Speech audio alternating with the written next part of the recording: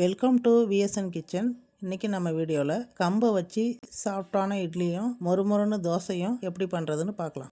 1 cup கம்பு, 1 cup வரகரிசி, 1/4 cup கருப்பு உளுந்து சேர்த்து நல்லா கழுவிட்டு 1 டீஸ்பூன் வெந்தயம் சேர்த்து மூழ்கிற அளவுக்கு தண்ணி ஊற்றி 6 மணி நேரம் ஊற வச்சிடலாம். நல்லா ஊறிடுச்சு. கொஞ்சமாக தண்ணி சேர்த்து இட்லி மாவு பதத்துக்கு மிக்சியில் அரைச்சி எடுத்துக்கலாம். இப்போ தேவையான அளவு கல் உப்பு சேர்த்து நல்லா கையால் கலந்து விட்டுட்டு 8 மணி நேரம் புளிக்க வச்சிடலாம். வெள்ளை அரிசியிலே இட்லி தோசை பண்ணி சாப்பிடாம இந்த மாதிரி சிறுதானியத்தில் வாரத்துக்கு 2-3 தடவையாவது இட்லி தோசை பண்ணி சாப்பிட்றது உடம்புக்கு ரொம்பவே நல்லது. மாவு நல்லா புளிச்சிருச்சு. கரண்டியால் நல்லா கலந்து விட்டுட்டு இட்லி ஊற்றி வச்சிடலாம். டயபெட்டிக் இருக்கிறவங்க தாராளமாக இதை எடுத்துக்கலாம். கருப்பு உளுந்துக்கு பதிலாக நீங்கள் வெள்ளை உளுந்தும் சேர்த்துக்கலாம். வரகரிசிக்கு பதிலாக நீங்கள் குதிரைவாளி, சாமை, இட்லி அரிசி கூட சேர்த்துக்கலாம். இட்லி நல்லா வெந்துருச்சு, எடுத்துடலாம். இட்லி நல்லா சாஃப்டாக வந்திருக்குது. கார சட்னி, தேங்காய் சட்னி கூட ரொம்பவே நல்லாயிருக்கும்.